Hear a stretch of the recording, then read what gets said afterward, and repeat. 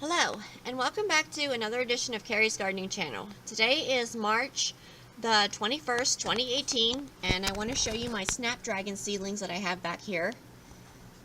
So these did germinate for us, and they're growing. They have got more true leaves. They got a lot of true leaves, sorry about that. And sorry about the delay in the video for showing you the seedlings. Now how I feed these a 1/4 teaspoon of water-soluble all-purpose Miracle-Gro plant food. I mix it in a gallon of water, and I feed them once a week with that mixture. And I always make sure that my soil is nice and moist before I feed them, because I don't want to feed a dry plant because I can burn the root system on it, and then it's gonna damage your plant. So just make sure when you feed your seedlings or any plant that your soil is nice and moist.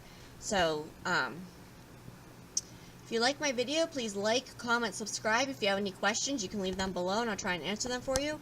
Please don't forget to hit that little notification button. I'll tell you when I put a new video on. Thank you for watching, and I hope you have a nice day. Bye.